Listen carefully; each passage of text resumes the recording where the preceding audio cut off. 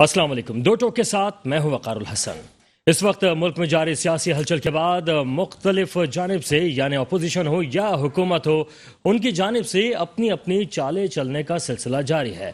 وزیر اعظم کہہ چکے ہیں کہ ترپ کا پتہ ان کے پاس ہے اور وہ مختلف مرحلوں پر اپنے اس ترپ کے پتے کو شو کریں گے، جبکہ آج ہم نے یہ بھی دیکھا کہ سلطنت عثمانیہ یعنی کہ عثمان بزدار صاحب جو ہیں ان کی قربانی دینے کو تیار ہوئے وزیر اعظم صاحب، اور انہوں نے وسیم اکرم پلس جو ہیں ان کو ایک طرف کرتے ہوئے پرویز الہی صاحب کو وزیر اعلیٰ پنجاب کے لیے منتخب کیا ہے۔ لیکن ابھی ان کے نہ صرف اتحادی بلکہ ان کے ساتھ موجود جو دیگر اراکین ہیں، چاہے وہ علیم خان گروپ ہو، ترین گروپ ہو یا ایسے دیگر گروپ جن کے حوالے سے مختلف شرائط کو ماننا بھی خان صاحب کے لیے بہت ضروری ہے، تو ان کی جانب سے مشاورت کا عمل بھی جاری ہے۔ ساتھ ہی ساتھ کچھ تھوڑے سے تحفظات کا اظہار علیم خان گروپ کی جانب سے کیا گیا ہے کہ وہ پرویز الہی صاحب کو وزیر اعلیٰ پنجاب نہیں دیکھنا چاہتے ہیں۔ اگر وہ ان کو نہیں دیکھنا چاہتے تو کون پھر وزیر اعلیٰ پنجاب بنے گا؟ کیا پھر قاف لیگ کی حمایت انہیں دوبارہ سے حاصل ہو پائے گی یا یہ کنفیوژن اس وقت جاری رہے گی صوبہ پنجاب کے حوالے سے؟ اس کے ساتھ ہم نے دیکھا کہ گورنر کے پی کے وہاں پر بھی کچھ ایسی ہی صورتحال نظر آ رہی ہے، ان کے خلاف بھی کچھ آوازیں اٹھ رہی ہیں، اور اگر یہی سلسلہ جاری رہا تو گورنر کے پی کے حوالے سے بھی کچھ اسی طرح کی صورتحال ہمیں بنتی ہوئی نظر آئے گی۔ وزیر اعظم عمران خان جو اپنے اتحادیوں کو منانے کی کوششوں میں مختلف حد تک جاتے ہوئے نظر آئے، وہیں پر اپوزیشن کی جانب سے بھی مختلف اقدامات کے حوالے سے غور کیا گیا، خاص طور پر متحدہ قومی موومنٹ کو کراچی اور حیدرآباد کے حوالے سے ایڈمنسٹریٹر اور ساتھ ہی ساتھ گورنرشپ کی بھی پیشکش کر دی گئی ہے۔ ان کو کہا گیا ہے کہ ہم آپ کے لیے باقاعدہ حصہ رکھیں گے کابینہ کے اندر اور آپ کے لیے دیگر سہولیات کا سبب بھی ہم بن سکتے ہیں۔ لیکن ایم کیو ایم کے لیے اس وقت فیصلہ کرنا انتہائی مشکل ہوا ہے۔ ایک اور دور جو ہے اپوزیشن کے ساتھ آج سے ہونے والا ہے، اور اس کے بعد جو ہے آج رات کو ایم کیو ایم رابطہ کمیٹی جس کی اہمیت کافی بڑھ چکی ہے اس تمام صورتحال میں، وہ اپنا فیصلہ کریں گے کہ ان کا رخ کس سائڈ پر ہوگا۔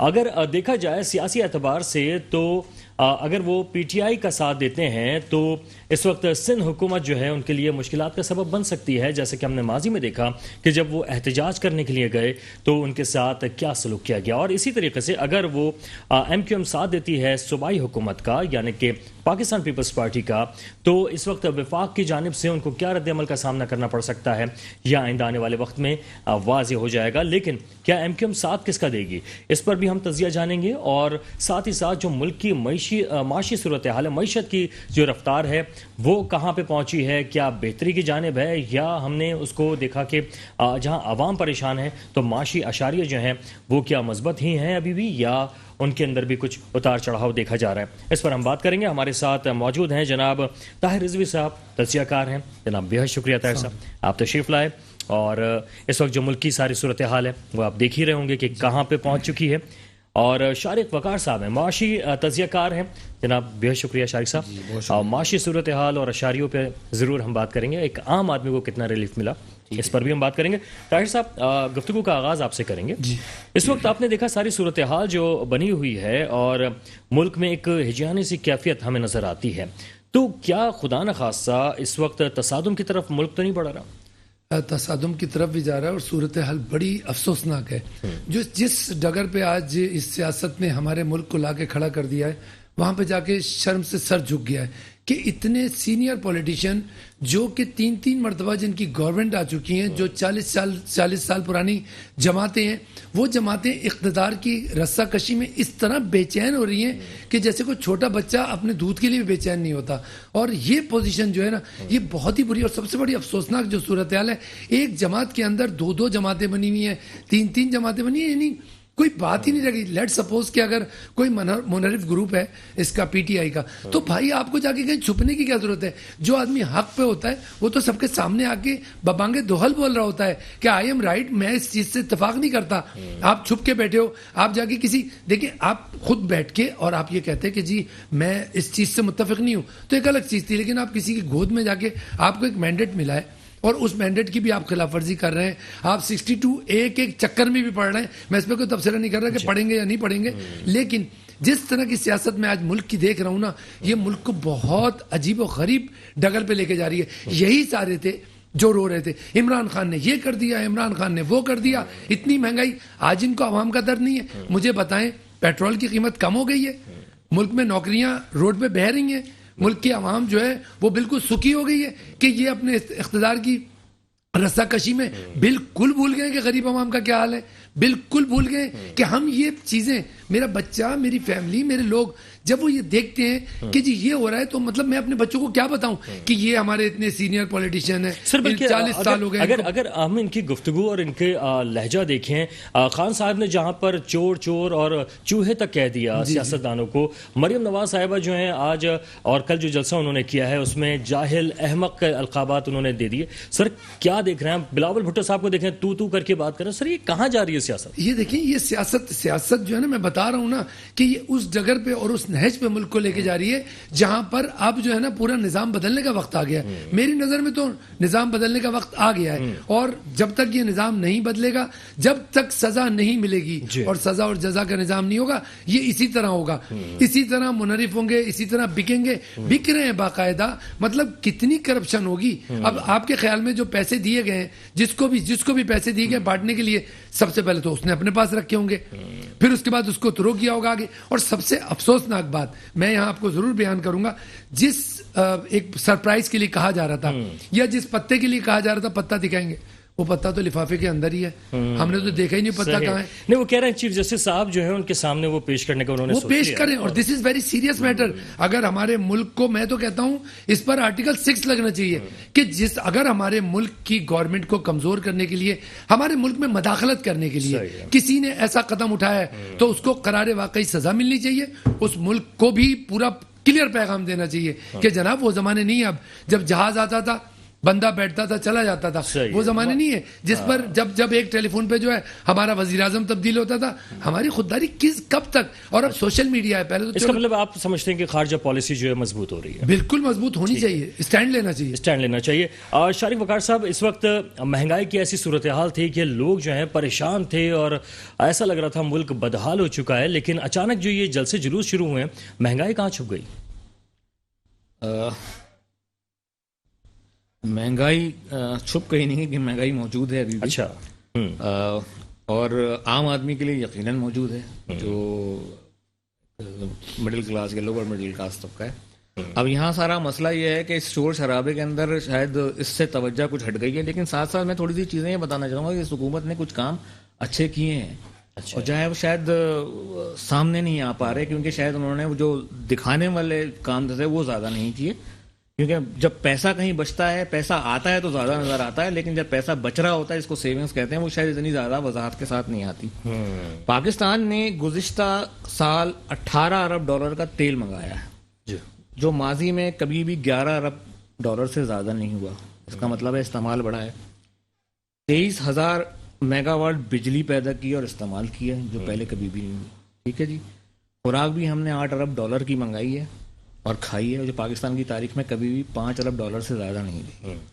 ٹھیک ہے جی. اور گزشتہ سال ہم نے 10 ارب ڈالر کی مشینری منگائی ہے. اچھا, 2018 میں ہماری جو ایکسپورٹس تھیں وہ 18 ارب ڈالر کی تھیں اور نیچے کی طرف آ رہی تھیں, اب 27 ارب ڈالر کو ٹچ کر رہی ہیں. اب ٹیکسٹائل کے متعلق سن ہی رہے ہیں کہ ٹیکسٹائل میں بڑا بوم آ رہا ہے. ٹھیک ہے نا, کووڈ کے بعد بڑا. اور یہ اچھا, اب یہ جو مہنگائی آئی ہے نا, اس میں خالی آپ اس حکومت کو ذمہ دار نہ ٹھہرائیے, کیونکہ یہ تو دنیا بھر میں ہوا. ٹھیک ہے, کچھ چیزوں میں ہمارے یہاں زیادہ ہو گیا, کچھ چیزوں میں ہم ایک آئل ڈپینڈنٹ کنٹری ہیں. ٹھیک ہے جی, 100 سے اوپر چلا گیا. اور کیونکہ کووڈ کا پیریڈ آیا تو کووڈ کے بعد اوپیک کنٹریز نے بھی جو ہے اپنے کووڈ کے نقصان کو پورا کرنے کی کوشش کی اور 139 تک بھی گیا. ٹھیک ہے, تو یہاں پہ بھی امپیکٹ آیا, اور یہاں زیادہ اس لیے آ گیا ہمارے اوپر کہ ہمارا جو ایکسچینج ریٹ ہے وہ ہمیں جو ہے آسمان سے باتیں کر رہا ہے. اس میں کوئی شک نہیں ہے کہ ہمارا ایکسچینج ریٹ بہت بری طرح اوپر گیا ہے. جو روپے کی قدر ہے وہ بہت زیادہ نیچے آ گئی, 182 روپے 83 روپے تک چلا گیا. وہ جی بلند ترین سطح پہ پہنچا. آپ اگر آج ہی دیکھ لیجئے سر کہ اگر یہی ڈالر, میں بھی اس پہ بحث نہیں کرنا چاہتا کہ جی ڈالر ریٹ ہونا کیا چاہیے تھا, کیوں اتنا زیادہ. اگر یہ آج 100 105 120 ہوتا تو میں اور آج بھی 80 85 روپے کا पेट्रोल खरीद रहे हो तो सर वैसे वॉइस ऑफ अमेरिका की जो रिपोर्ट है उसके मुताबिक मैं ये बताना चाह रहा हूँ कि अमेरिका के अंदर इस वक्त काफ़ी ज़्यादा महंगाई हुई है, दूध की पेट्रोल की कीमतों में काफ़ी इजाफा हुआ है, जो मकान है जो किराए पे थे उनमें इजाफा हुआ है, तो इस वक्त जो है पूरे मुल्क दुनिया भर में जो है वो महंगाई जो है वो बड़ी मुतासर किया उसने, बड़ा मुतासर किया। आप देख लीजिए कि एक्सपोर्ट्स के अंदर जो लोग लॉजिस्टिक्स के बिजनेस से वाबस्ता हैं, बहुत छोटी सी खैर मिसाल हो जाएगी मईशत के बारे में, लेकिन अहम है कि जो कंटेनर्स जो थे, जो किसी वक्त आपको $3,000-3,500 के 40 फुटर मिलते थे, वो $10,000 तक चले गए थे क्योंकि शॉर्टेज हो रही थी, माल नहीं जा रहा था, क्यू लग गई थी, जहाज़ों की क्यू लग गई थी। तो वो ज़ाहिर है जो आया था बीच में क्रंच आया था। अच्छा, अब यहाँ पे भी देख लीजिए कि यहाँ पे भी अगर डाउन द लाइन चीज़ें महंगी हो रही है, टमाटर अगर 25 से जो है 160 तक जा रहा है, तो कोई कमा तो रहा है, कुछ लोगों की जेबें भी भरी हैं ना। जो आपको अगर आप आम रोजमर्रा की चीजें देख लीजिए तो आपको नान बाई जो है वो 10 रुपए का जो है 15 में बेच रहा है, तो 5 का मुनाफा भी तो कमाया है उसने। तो ऐसा नहीं है कि कुछ बेहतरी भी आई है। हाँ ठीक है, जाहिर सी बात है कि वो तबका कि जिसकी खासतौर पर जो तनख्वाहदार तबका था, कुव्वत खरीद कम हो गई, वो मारा गया बेचारा। बिल्कुल सर। अच्छा, आपको लग रहा है कि कुछ खारजा पॉलिसी का भी अभी जिक्र किया था, शौकत तरीन साहब जो है वो सही डगर पर लेकर जा रहे हैं, खारजा पॉलिसी तो अपनी जगह पे, लेकिन आपको लग रहा है कुछ वजीर खजाना की जानिब से? देखिए, शौकत तरीन साहब माशाल्लाह एक पुराने तजुर्बेकार आदमी हैं और सबसे बढ़कर ये है कि वो वेल कनेक्टेड हैं, ठीक है। तो जो भी वो पॉलिसीज वो बना रहे हैं तो ज़रा दूररस नताइज हैं, थोड़ा इंतजार तो कीजिए, थोड़ा इंतजार करें। और क्योंकि अभी इनको बहुत जल्दी तब्दील भी नहीं किया है, जितना जल्दी जो है वो असद उमर साहब या दीगर को तब्दील किया गया था, तो उम्मीद है कि कुछ मामला बेहतरी की तरफ जाएंगे। अच्छा सर, ये वसीम अकरम प्लस कहा गया था, उस्मान बुज़दार साहब को सल्तनत उस्मानिया कहला रही थी पंजाब हुकूमत जो है, तो सर क्या वजह ऐसी बन गई कि कुर्बानी दे दी आखिरकार? देखें, खान साहब का तारीख रही है कि यू टर्न के मास्टर हैं वो, और ये उन्होंने यू टर्न लिया। बल्कि मैं अपनी वालदा से सुनता था किसी ज़माने में कि जब पूरी जाति देखी हो तो आधी दीजो बांट। अच्छा। तो उनका था आधा, वो उस्मान बुज़दार जो थे वो उनके आधे थे। जब खान साहब ने देखा कि यार अब तो पूरा ही जा रहा है, तो उन्होंने उनको बांट दिया, उनको दे दिया, उनको कुर्बान कर दिया। ऑफ कोर्स जाहिर है एक ना एक दिन होता है, हर कुर्बानी का एक ना एक दिन होता है, और उस्मान बुज़दार का भी एक दिन था कुर्बानी का। बस फर्क ये कि उन्होंने कुर्बानी जो है ना वो थोड़ा सा लेट दी। अगर ये कुर्बानी थोड़ा पहले देते तो शायद खान साहब इतनी टेंशन में ना आते जितनी टेंशन में वो इस वक्त हैं, और जितनी क्रिटिकल पोजीशन में उनकी पार्टी इस वक्त आ गई है वो शायद ना होती। बिल्कुल। अच्छा सर, वो जो तुर्क का पत्ता आप जिसको कह रहे थे, जिसको वापस उन्होंने जेब में रखा था, जी, आपको ऐसा लग रहा है कहीं तुर्क का पत्ता ये भी तो नहीं था सल्तनत उस्मानिया वाली बात? नहीं, देखिए तुर्क का पत्ते का जहां तक ताल्लुक है, मैं तो समझता हूँ वो पत्ता जो शो ही नहीं किया उन्होंने, उसके बारे में मैं तबसरा क्या करूं। पहले ही उन्होंने कह दिया कि जी ऐसी चीज है मुल्क की पॉलिसी की। मैं उस पत्ते को इतना अहम नहीं कहूंगा, होगा अपनी जगह बिल्कुल, जब तक मैं उसकी अहमियत नहीं बता सकता, जब तक वो वाज़ेह सामने ना आ जाए। बिल्कुल ठीक है सर, गुफ्तगू का हमारा सिलसिला जारी है, एक ब्रेक का वक्त हुआ, वापस आते हैं, हमारे साथ रहिए। Welcome back.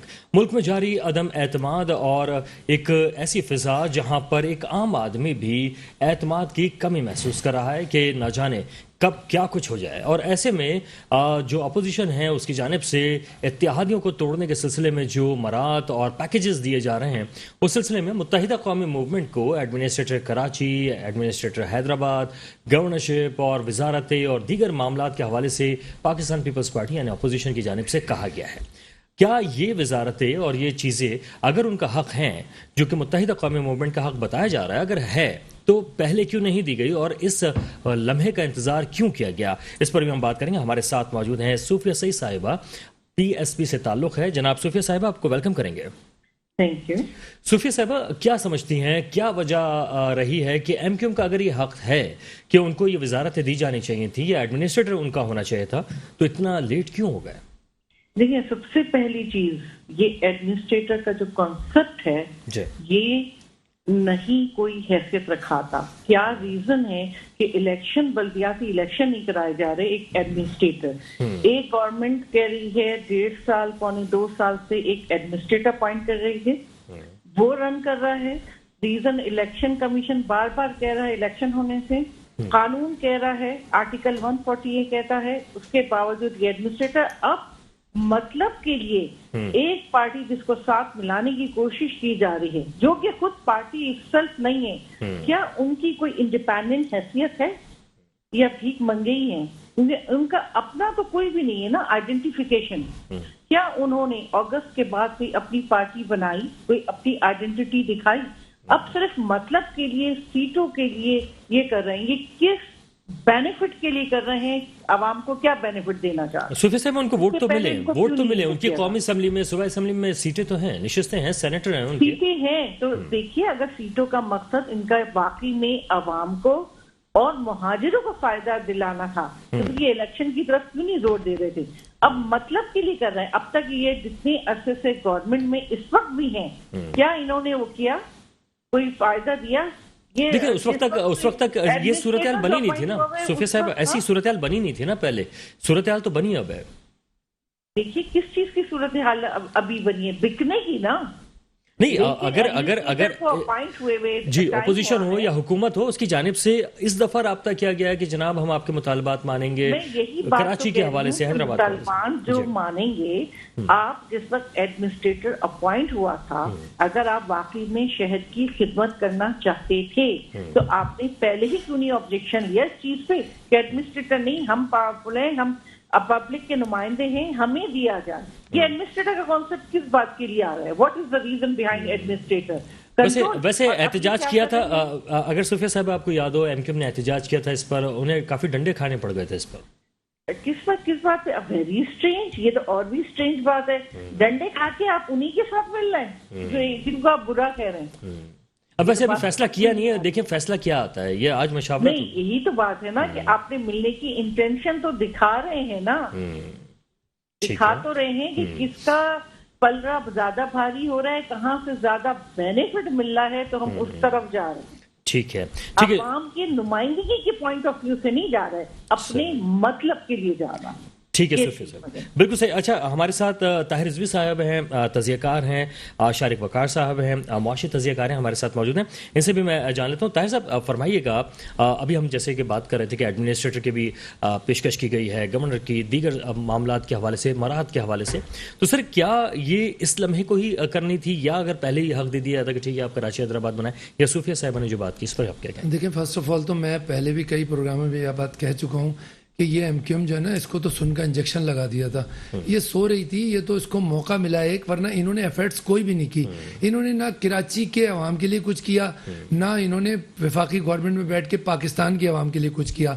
इसका नाम है मुत्तहदा कौमी मूवमेंट। फर्स्ट ऑफ ऑल तो ये महाजिर कौमी मूवमेंट नहीं है, मुत्तहदा कौमी मूवमेंट है।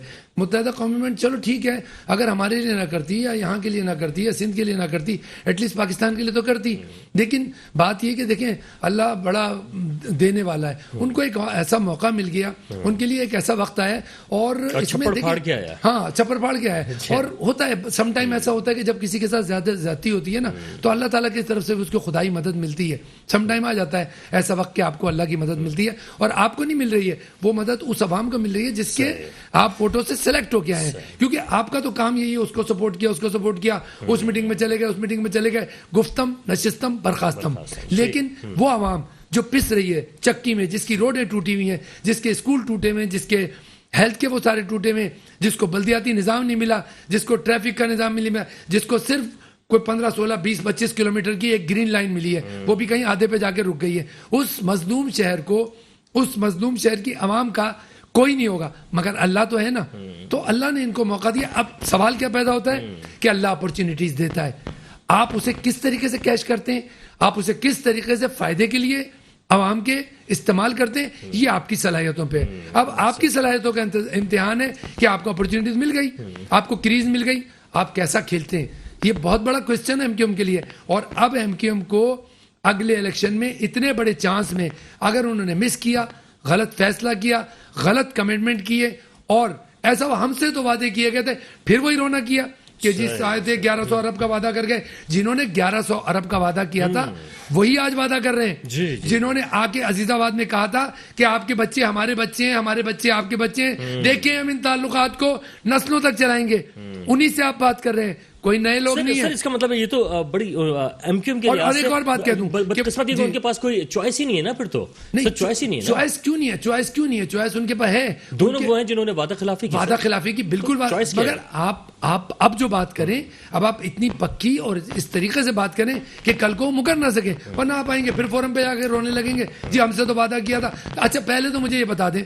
गवर्नर और एडमिनिस्ट्रेटर, क्या ये दो ओहदे MQM کو یا MQM کے ووٹ بینک کو, جس نے بھی MQM کو ووٹ دیا ہے, اس کی کوئی تقدیر بدل سکتے ہیں؟ گورنر عمران اسماعیل کیا کر رہے ہیں سوائے ان کی فیملی کار میں کتے گھوم رہے ہیں؟ اور کیا انہوں نے کیا ہے؟ کون سا ان کا گورنر صاحب کا کوئی ایسا رول دکھا دیں وہ عوام میں آئے اور عوام میں آگے انہوں نے خدمت کی ہو؟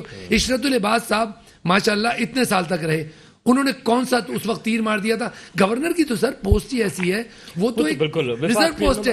گورنر پریزیڈنٹ آف پاکستان کی پوسٹیں تو آج تک میری سمجھ میں نہیں آئی کہ پاکستان میں یہ ہوتی کیوں ہے, کیونکہ ان کا کوئی عمل دخل نہیں ہے, ان کا کوئی کام نہیں ہے. اتنی بڑی بڑی جگہ گھیرے میں بیٹھے ہوتے ہیں, اسی پر کوئی فلاحی ادارہ بنا دیں, کوئی یونیورسٹی بنا دیں, کوئی اسکول بنا دیں. ٹھیک ہے, خان صاحب نے بڑے وعدے کیے تھے لیکن وہ ہوئے نہیں. میں اگر کچھ انپٹ دوں اس کے اوپر, ویسے تو خیر میں سیاسی آدمی نہیں ہوں, بالکل بالکل, لیکن میں جو اس نظریے سے دیکھتا ہوں کہ اگر ان کو اپرچونٹی مل بھی جاتی ہے کہ ایڈمنسٹریٹر کی سیٹیں بھی مل گئی, گورنر بھی آ گئے, جیسے وضاحت بھی کی انہوں نے کہ گورنر کی شاید ایک اسٹیمپ پوزیشنز ہیں زیادہ تر آرڈیننس وغیرہ نکالنے کے لیے, تو پوزیشن یہاں بڑی کرٹیکل ہو جائے گی کہ صوبائی حکومت میں پیپلز پارٹی ہے, ٹھیک ہے جی, حکومت ان کی ہے اور یہ وفاق کے ساتھ مل رہے ہیں, تو میرا خیال ہے کہ رزلٹ کچھ نہیں آئے گا.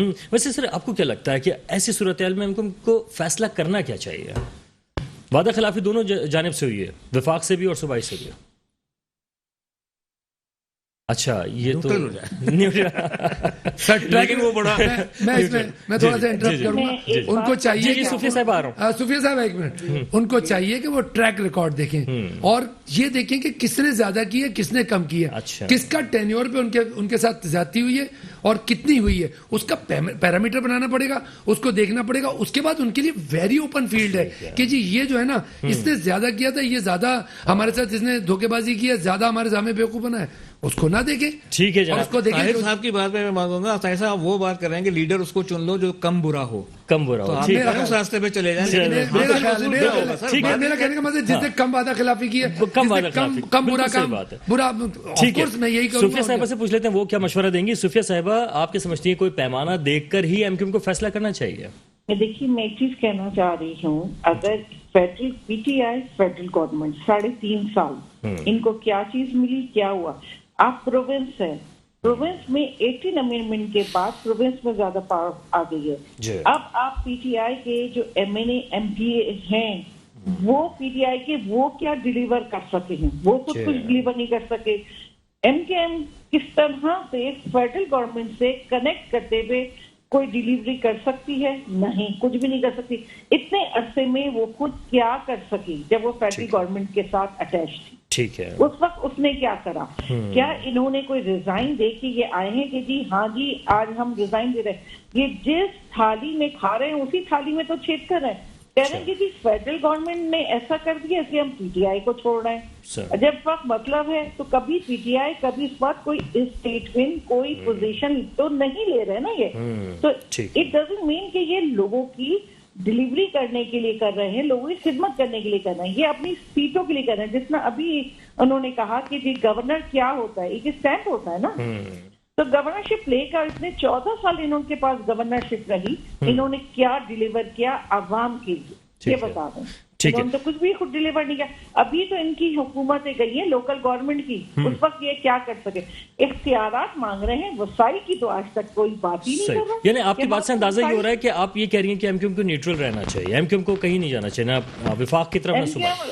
جہاں پر بھی ان کو زیادہ پیسہ ملے گا نا, ان کو انڈیویجل کا بینیفٹ ملے گا, وہ ادھر جائے گی, پبلک کے بینیفٹ کے لیے نہیں کھڑی ہو رہی ہے. ٹھیک ہے, یہ میرا کہنا. چلیں, اچھا پیسے کا آپ نے ذکر کیا تھا تو معاشی صورتحال پہ ہم ذرا پوچھ لیتے ہیں شارق صاحب سے. شارق صاحب, یہ جو ملکی صورتحال میں ہم دیکھتے ہیں اتار چڑھاؤ مستقل چل رہا ہے, اسٹاک مارکیٹ جو ہے اس میں جب یہ صورتحال بنی تو مندی کا رجحان رہا, سونے کی قیمتوں میں پھر کبھی کمی زیادہ دیکھی جا رہی ہے. تو سر یہ چیزیں ہیں, یہ انڈیکیشنز کس طرف اشارہ کریں؟ کیا اس ساری صورتحال کا اثر معاشی صورتحال پہ کیا پڑ رہا ہے, ایک عام آدمی سے ہٹ کر اگر ہم بات کریں ملک کی صورتحال پہ؟ دیکھیے پہلے تو یہ کلیئر کر دوں کہ جو گولڈ کے پرائسز ہیں وہ تو انٹرنیشنلی طے ہوتے ہیں, وہ اس کو تو آپ چھوڑ دیجیے. باقی stock exchange I am not expert of stock, لیکن میں جنرلی بات کر سکتا ہوں. ٹھیک ہے, ہمارے ہاں فنڈامنٹلس پہ تو نہیں ہوتا, ہمارے ہاں سیاسی صورتحال پہ ہی میں اشاریوں کی بات کر رہا ہوں. اشارے جو آتے ہیں, جو بھی اسٹاک مارکیٹ ایک دم چڑھ گئی ہے, حکومتی کوئی ڈیسیجن اچھا نظر آ رہا ہے کہ ہاں جی پیکج آ رہا ہے, تو انہوں نے جو ہے فوری طور پہ چل دیا. تو ظاہر ہے یہ جو پولیٹیکل امبیلنس ہے نا, تو اس کی وجہ سے لوگ پریشانی میں آتے ہیں تو وہاں پہ بھی تو وہی لوگ ہیں جو ٹریڈ کر رہے ہوتے ہیں, میرے اور آپ جیسے لوگ ہی ہوتے ہیں جو ٹریڈ کرتے ہیں. تو جو یہ پینک سچویشن کریٹ ہوتی ہے تو اس کے اندر ڈیفینیٹلی اس کاروبار پہ فرق پڑ جاتا ہے. اور اس وقت پینک سچویشن کریٹ ہوئی ہے کہ حکومت امبیلنس ہے, کہ کسی کو نہیں پتا 31 مارچ کو ہونا کیا ہے. اچھا سر, کیا اس کا جو اثر ہے کیا عام آدمی پہ پڑتا ہے اس پولیٹیکل؟ نہیں, یہ جو معاشی اشاریوں کا ہم ذکر کر رہے ہیں, چاہے وہ اسٹاک ہو, چاہے گولڈ ہو, ڈالر ہو, چاہے وہ انٹرنیشنل مارکیٹس ہو, تو کیا سر اس کا اثر جو ہے عام آدمی پہ پڑتا ہے؟ ڈیفینیٹلی آئے گا نا جی. دیکھیں اگر آپ کا ایکسچینج ریٹ ہے, ہمارے یہاں دیکھیں سب سے بڑی پرابلم کیا ہے کہ ہمارے یہاں کوئی بھی کنزیومر پروٹیکشن کے رائٹس قوانین تو موجود ہیں. بزنس مین بیٹھے ہیں میرے سامنے, شاید یہ میری ایسوسیشن بھی ہے, ایسوسیشن بھی ہے, اب کورٹ بھی بن گئی. آپ مجھے یہ بتائیے کہ قیمتوں اس وقت پیٹرول کی قیمت گرائی گئی, 10 روپے گرائی گی نا, ٹھیک ہے, جب بڑھتی ہے تو ملٹی پلائر افیکٹ آتا ہے, سبزی سے لے کے آٹا واٹا ہر چیز پہ جو ہے آپ کو دنادن پیسے بڑھتے ہوئے نظر آئیں گے, لیکن اس 10 روپے کا امپیکٹ کی نظر آ رہا ہے آپ کو؟ بالکل. اچھا, یہ جو معاشی صورتحال پہ انہوں نے کہا کہ 10 روپے جو ہے وہ بجٹ تک برقرار رکھے جائیں گے, چاہے وہ انٹرنیشنل مارکیٹ میں بڑھتے جائیں, تو سر اس کے بھی اثرات تو پڑیں گے؟ بالکل پڑیں گے نا اس کا. اب یہ ان کو تو اپنے ریپرکیشنز آئیں گے کہ ان کی ریکوریز کم ہوگی تو ان کو پھر اپنا ٹارگیٹ پورا کرنے کے لیے کسی اور طرف جانا پڑے گا سرکار کو, ٹھیک ہے. لیکن اس کے ڈاؤن دا لائن جو ہے وہ جو آپ قیمت کی بات کریں کہ عام آدمی پہ کیا اثر پڑا, عام آدمی کو اس کا کوئی فائدہ نظر نہیں آ رہا, قیمتیں وہیں کی وہیں پڑی, قیمتیں وہیں. تو سر ایسے کیا وجہ ہے؟ وجہ کیا ہے؟ گورننس کی کمی نظر آتی ہے نا, کنٹرولز آپ کے ٹھیک نہیں کام کر رہے ہیں نا. آپ یعنی اگر قیمت روک دی یا کم کی جا رہی ہے تو اس کے اثرات جو ہیں براہ راست عوام کو جانے چاہیے. بالکل وہ کس طرح سے جا سکتے ہیں سر؟ سر بات یہ ہے کہ نا آپ کی جو کنزیومر رائٹ پروٹیکشن کی جو جتنی بھی ایجنسیز ہیں نا, ان کے جو کنٹرولز ہیں نا وہ اسٹرانگ ہونے چاہیے نا. اب سرکار, اب آپ مجھے بتا دیجیے کہ میں تو عام ہی دیکھتا رہتا ہوں, میں اور آپ دو ہیں اپنے کچن ایکسپینس اتنے زیادہ نہیں دیکھتے ہوں گے, لیکن جب جو تھوڑے بہت بھی نظر سے گزرے تو پتہ چلا کہ میں آپ کو چھوٹی سی مثال دیتا ہوں. چلیں, ہمارے یہاں جو ہمارے رائٹرز بھی ہیں وہ بعض اوقات بڑی ہی غلط قسم کی چیز پورٹرے کر دیتے ہیں. میں ابھی ایک صاحب کا آرٹیکل پڑھا تھا, مجھے نام ان کا یاد نہیں رہا, وہ کسی اخبار میں کالم لکھتے ہیں, تو انہوں نے لکھا کہ جی جب پیٹرول کی قیمت 8 روپے بڑھی تو سیمنٹ کی بوری نیچے آ گئی, 720 ہو گئی, اور جب پیٹرول کی قیمت حکومت نے سبسیڈائز کی 10 روپے نیچے آئی ہے تو وہ 920 پہ پہنچ گئی, 1000 ہو گئی. I just immediately call to one of my friend جو کسی ایک اچھے بڑے سیمنٹ انڈسٹری کے ساتھ موجود ہے. میں نے کہا پیٹرول کے آگے تم لوگ کر کیا رہے, مذاق بنا رہے. انہوں نے جواب دیا ہے نا, پیٹرول سے کیا تعلق ہے بھائی, باہر سے جو کوئلہ آتا ہے نا, جو $75 پر ٹن آتا تھا وہ $350 پر ٹن پہنچا ہوا ہے, ٹھیک ہے. اسی طرح فرنس والے 75,000 سے 1,20,000 پہ چلا گیا, پیسے تو بچیں گے. تو یہ ڈفرینٹ ریشنلز تھے, ٹھیک ہے. تو ظاہر ہے جب یہ آیا, جب سیمنٹ کی بوری پہ اثر پڑا تو کنسٹرکشن پہ اثر پڑ گیا, ساتھ میں تمام چیزیں جو ہے وہ آٹومیٹک بڑھنا شروع ہو گئی. بالکل, سیمنٹ کی بوری جو عام آدمی جو ہے, عام آدمی بھی ہے, تو عام آدمی جو لیبر ہے وہ بھی تو کنسٹرکشن انڈسٹری سے ریلیٹڈ ہے نا. آپ کا بہت بڑا طبقہ جو ہے وہ کنسٹرکشن, تو اس کے اوپر بھی. اچھا, اب جب ہم مہنگائی کی بات کر ہی رہے ہیں اور کنزیومر کی بھی بات کی, طاہر صاحب تو کنزیومر پروٹیکشن کے حوالے سے یا کوڈز جو بنائی گئی ہیں وہاں پر بہت اکا دکا ہی واقعات ہم نے دیکھے کہ گئے ہیں, لیکن کمشنر کراچی کی جانب سے باقاعدہ ریٹ جو ہے مقرر کیے گئے ہیں, لیکن ان ریٹس پہ ہمیں عام عوام کو ملتا ہوا کوئی چیز ملتی نہیں ہے. تو کیا وہ کنزیومر کورٹ سے رجوع کر سکتی ہے؟ جی بالکل. ایکچولی میں آپ کو بتاؤں کہ ہمارے یہاں جو مہنگائی ہے نا, اس مہنگائی میں کچھ تو مہنگائی ہے اور کچھ عوام کے ساتھ مہنگائی کر رہی ہے. یعنی کہ میں نے آپ کو اپنی چیز کے ریٹ بڑھا دیا, آپ نے کنزیومر کورٹس موجود ہیں اور باقاعدہ کنزیومر ایسوسیشن آف پاکستان ہے اور اس کے چیئرمین ہے کوکب اقبال صاحب, بہت ایکٹیو ہیں. ہر رمضان میں وہ بہت ایکٹیو ہوتے ہیں, لیکن جتنی برائی ہے اس کو کنٹرول کرنے کے لیے کہاں تک کریں گے, یہ اس وقت تک نہیں ہوگا جب تک کہ آپ کو اپنے رائٹس نہیں پتہ ہوں گے. اور جب اس کے لیے اویئرنیس چاہیے, اویئرنیس کے لیے پھر پڑھے لکھے لوگ ہونے چاہیے, ہمارا تعلیم کا نظام اچھا ہو.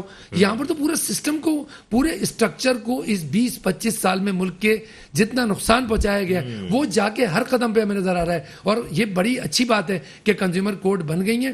ان کورٹوں میں 2-4 جائیں گے, جب کیسز جائیں گے لوگ کریں گے. ابھی رمضان آ رہا ہے, ابھی دیکھیے گا آپ کیا ہوتا ہے. بالکل. اچھا, پنجاب میں تو کافی ایکٹیو رہیں گے سر وہ, اب سندھ میں بھی جو ہے وہ فعال ہونے میں ان کو ٹائم, لیکن سندھ میں بھی میں بتاؤں کوششیں بہت ہوتی ہیں, بٹ یہاں ہر چیز کا مافیا بہت زیادہ فارورڈ ہے, تو وہ اتنا موقع نہیں ہونے دیتا. ابھی آپ رمضان میں دیکھیے گا چیخ پکار. اچھا, جب یہ کہا جائے نا, ایک پروگرام میں نے کہا جی فلانی چیز مہنگی ہو گئی ہے, تو اس کا حل یہ ہے کہ آپ کھانا چھوڑ دیں. تو وہاں سے کوئی, جب انہوں نے کال پہ لیا تو انہوں نے کہا یہ تو ہمیں کھانے کا مشورہ دے رہے کہ کھانا چھوڑ دیں. تو مجھے بتائیں اور کیا راستہ ہے, یا تو ہم گن لے کے کھڑا کرا دیں وہاں پہ کہ آپ نے اس ریٹ پہ بھیجنا ہے یا آپ بائیکاٹ کریں. اچھا ہم ایک بریک کی طرف جا رہے ہیں, لیکن صوفیہ صاحبہ ایک سوال چھوڑے جا رہا ہوں آپ کے لیے کہ اس سارے صورتحال میں آپ کو کیا لگ رہا ہے کہ اپوزیشن کہاں کھڑی ہے اور حکومت کہاں کھڑی ہوئی ہے؟ فاتح آپ کو کون نظر آ رہا ہے؟ ایک بریک ہے, بریک کے بعد واپس آئیں گے, ہمارے ساتھ رہیے گا. Welcome back. اس وقت جو سیاسی چالیں چلی جا رہی ہیں اور کیا بساط بچھی ہوئی ہے, اپوزیشن کہاں ہے, حکومت کہاں ہے اور کس سائڈ پہ آپ کو جاتی ہوئی نظر آ رہی ہے, اس پر ہم نے صوفیہ صاحبہ سے کہا تھا کہ آپ سے جواب لیں گے. صوفیہ صاحبہ آپ کو کیا لگ رہا ہے, کون زیادہ اس وقت مضبوط پوزیشن میں نظر آ رہا ہے؟ اپیرنٹلی اٹس ویری ڈیفیکلٹ, کیونکہ لاسٹ منٹ تک جو یو ٹرن کوئی بھی لے سکتا ہے. ابھی کیا کہتے ہیں, یہ جو باپ کے تھے انہوں نے کہا کہ 4 وہ ہیں, 4 ایک طرف ہو گئے, ایک طرف ہو گئے ہیں. اب یہاں پر بھی پرویز یہ جو کاف لیگ کا بھی سچویشن وہ ہے, لیکن ابھی تک ڈیسیشن پراپرلی نہیں آئے ہوئے. تو یہ کہنا کہ کس کا پلہ بھاری کا, وہ محل میں بالکل لاسٹ منٹ جس کا بھی زور چل گیا نوٹوں کا, وہ پلہ بھاری ہو جائے. اچھا جو منحرف اراکین ہیں یا ایم کیو میں, ان کی اہمیت تو کافی بڑھ گئی ہے اس معاملے میں. بالکل بڑھ گئی ہے, لیکن ان کو دونوں پارٹیز توڑنے کی کوشش کر رہی ہیں نا.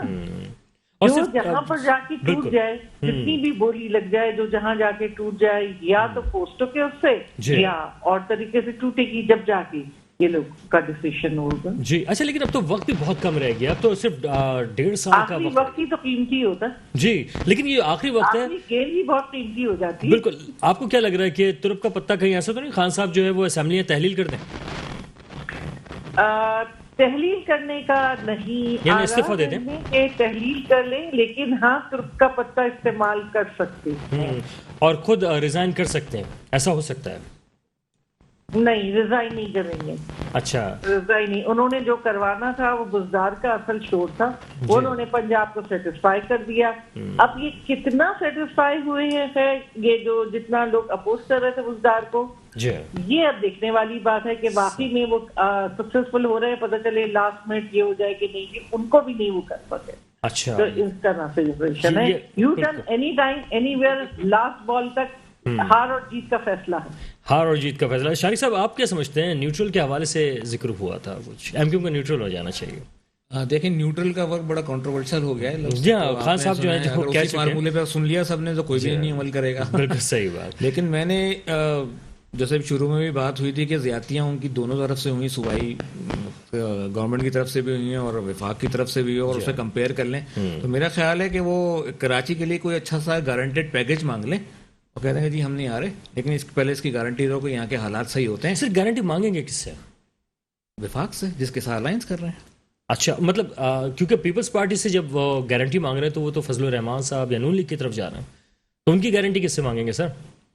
بھائی اب کسی ایک کے ساتھ تو انہوں نے کسی سے جانا پڑے گا, جن کی طرف جا رہے ہیں تو اسے صرف گارنٹی مانگ لیں گے, ہم سائٹ پہ بیٹھتے ہیں ٹھیک ہے, لیکن آپ پہلے یہاں کو اس جگہ 1100 ارب کا پیکج کا اعلان 1100 میں 550 ہی دے دیجیے, ٹھیک ہے, تو کچھ تو دیجیے نا, ٹھیک ہے نا. ہلکی سی ایک گرین لائن شروع ہو گئی, ذرا اس کو اور آگے بڑھا دیجیے, تو کچھ بہتری لے آئیے, تو پھر اس کے بعد آ جاتے ہیں ساتھ آپ کے. صحیح سر. اچھا, بلکہ میرا سے اگر پوچھیں نا تو دونوں کے سامنے یہ آپشن رکھ دیں.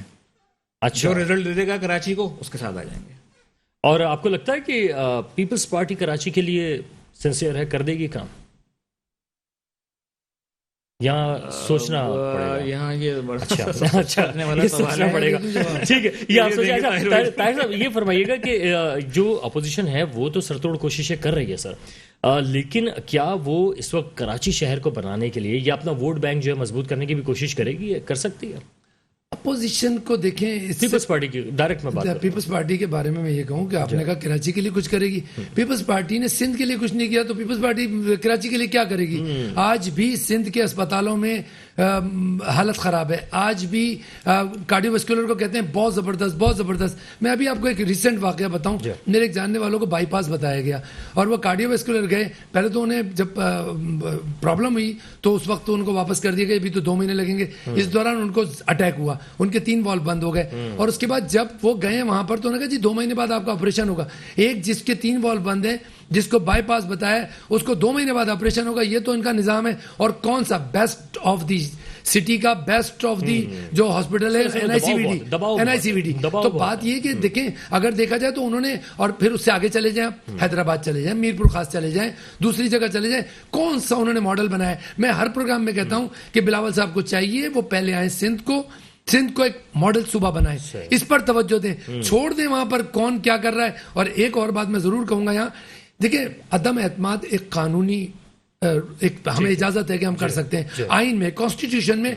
अदम एतमाद मौजूद है, लेकिन जिस तरह अदम एतमाद का बेड़ा गर्क इस अपोजिशन ने और इस गवर्नमेंट ने किया है, आप यकीन करें, मतलब अब तो ऐसा लगता है कि जैसे फैमिली मोहल्ले में और दोस्तों में भी अदम एतमाद हो गया है। ये बुरी तरह इन्होंने हमारे कल्चर को खराब किया है, हमारी तहजीब को खराब किया है, हमारे मुल्क के नाम को खराब किया है। सर 172 अरकान जो हैं शेख साहब कहते हैं वो तो लाने अपोजिशन है, हमारा कोई काम नहीं। और आज हमने देखा कि खान साहब ने भी कह दिया भाई हमारे जो अरकान हैं वो असेंबली का रुख नहीं करेंगे। इसका मतलब अब वाज़ेह सूरत हाल हो जाएगी कि 172 आप लाते हैं या नहीं लाते। बिल्कुल उनको लाने पड़ेगे 172, और जाहिर है उनकी भी सर्वाइवल फाइट है, वो लाने की पूरी कोशिश करेंगे। मैं इससे देखें, खान साहब को तो अपोजिशन ने वैसे ही जिंदगी दे दी। जिन खान साहब को लोग बुरा भला कह रहे थे, जिनकी महंगाई को बुरा भला कह रहे थे, जिनके लिए एक बड़ा टाइम आ गया था, उनको इन्होंने ये अदम एतमाद के साथ ना दोबारा जिंदा कर दिया। उसकी मिसाल इस्लामाबाद का जलसा है। मैं इस चक्कर में नहीं जा रहा कि अदम एतमाद में खान साहब जीतते हैं या अपोजिशन जीतती है। मैं सिर्फ एक नुक्ता जरूर सवाल करूंगा अपोजिशन से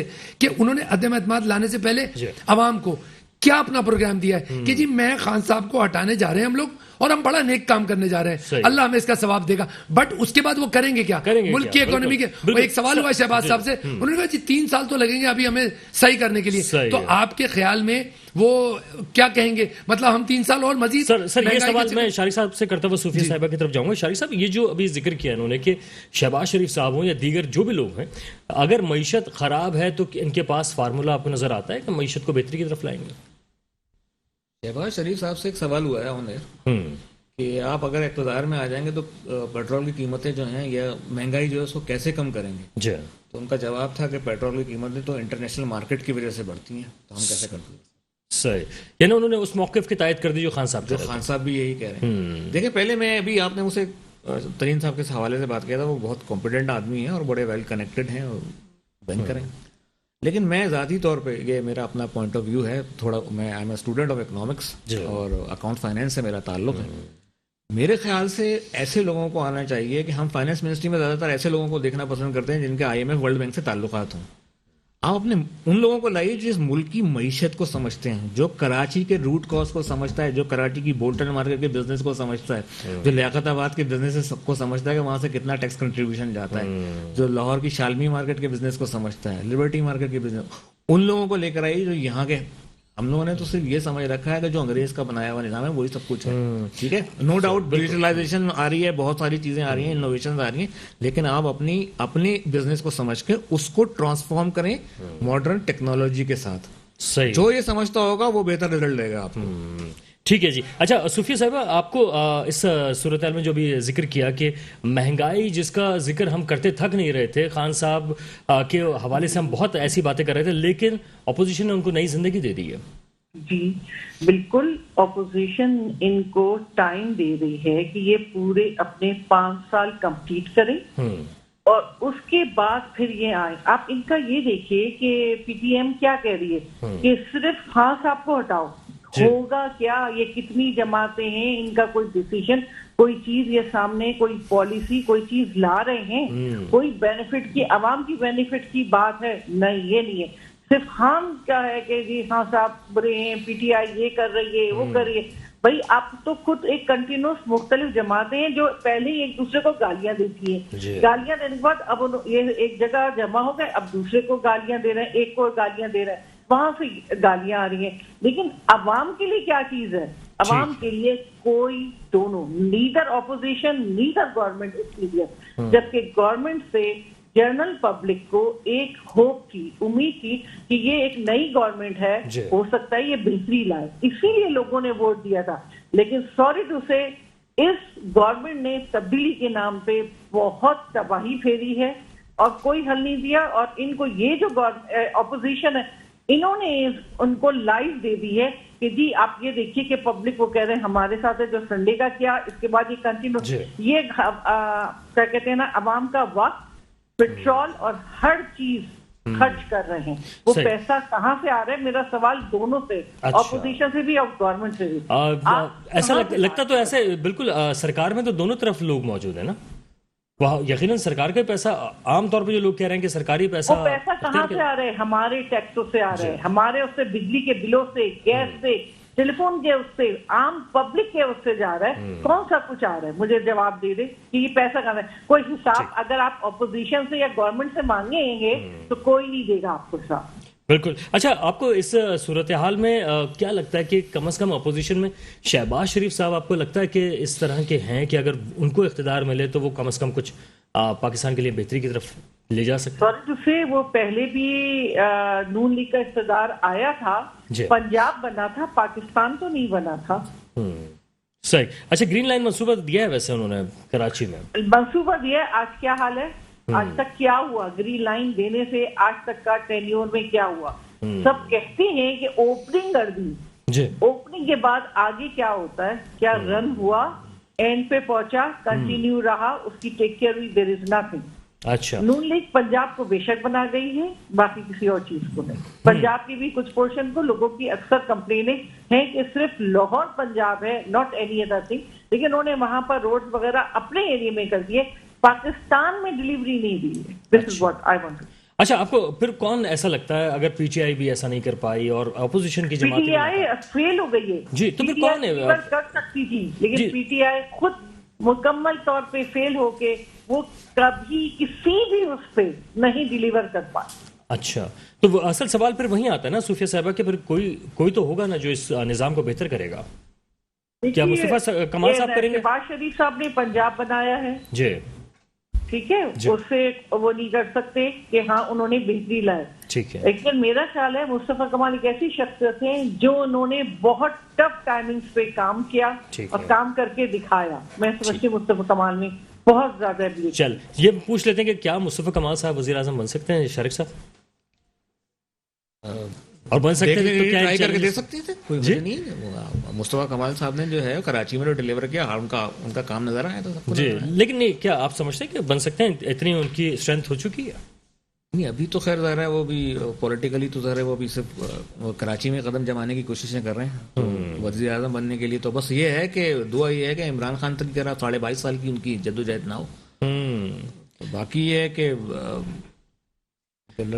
اچھا, لیکن بالکل. لیکن اچھا شارق صاحب, ایک اور چیز بھی آپ دیکھیں کہ اس وقت جو اپوزیشن میں سیاسی جماعتیں متحد ہوئی ہیں, یہ آپس میں دستگرباں رہی ہیں ماضی میں.